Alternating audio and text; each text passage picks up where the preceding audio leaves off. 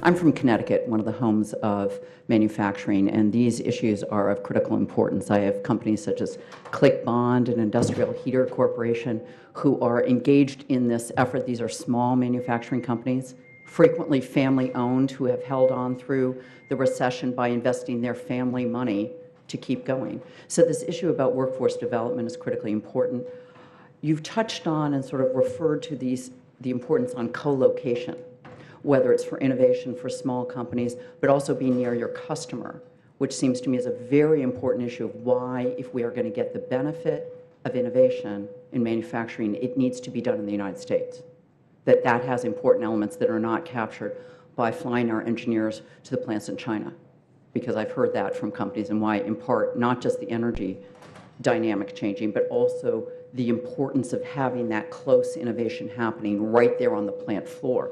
So Dr. Biller, I'd like you, if you could expand a little bit more on the apprenticeship programs. I've introduced a piece of legislation, the First Step Act, to try to support apprenticeship and training programs, that critical piece between not quite ready workforce and the workforce I know we need on the plant floor, that I hear from manufacturers. They have openings right now, even with a high unemployment rate in Connecticut. So can you talk about how these apprenticeship programs are working and what we could do at the federal level to help scale those up and disseminate those?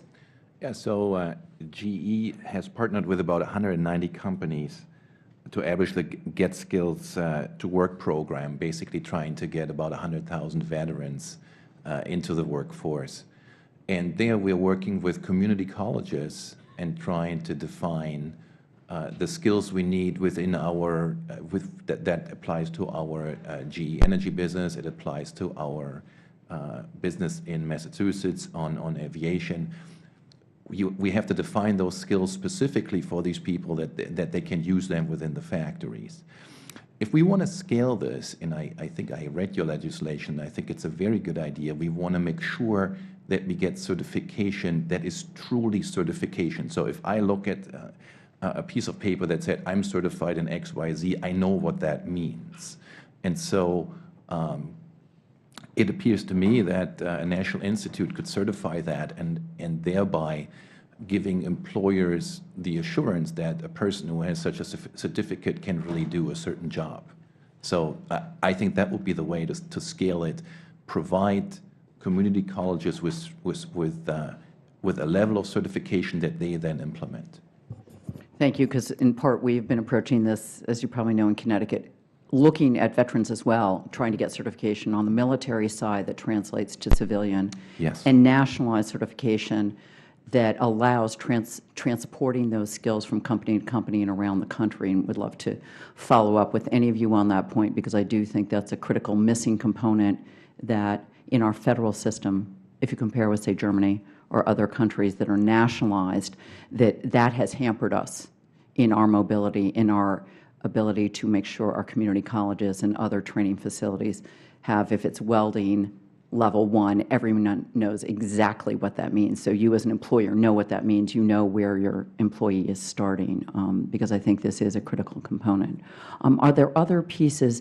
It's something I'd like some of you to mention. We had an earlier hearing this year where we talked about the basic importance of R&D and, frankly, a consistent funding stream, and really looking at these innovation corridors in Silicon Valley and 128 in Boston, which were really fueled by the Department of Defense, which had very large sums of money for a very long period of time that allowed the sort of free-flowing R&D from which other things could spin out, but also had specific tasks assigned. And I know we're trying to do this around batteries right now, around energy storage. If any of you would like to comment on the importance of that sort of consistency of funding streams on the basic level, but then task-specific to try to go from there. Yeah, I think it's really critical that we look at consistent funding, starting and stopping, waste at least a year every time you do it. And so on a 5-year program, it wastes 20% of the U.S. taxpayers' money, if that's how you want to do it. So consistency is really critical. I want to come back to the previous question of Mr. Collins, who talked about how do we sustain this? I have been a member of a Center of Intelligent Maintenance for about 13 years, where we started with very little government funding. And over time, we recruited many, many members, I think 50 or 60 companies, each putting in $40,000 a year. And that became a very, so the government funding was maybe 1 or 2% of the total funding. And it was, again, a pre-competitive situation. We developed algorithms for maintenance, for machines and for vehicles. And then we took that inside the companies and implemented that. It's the implementation in this case where really the competitiveness starts, not in the development of the actual algorithms in TRL 1 to 3. Thank you very much.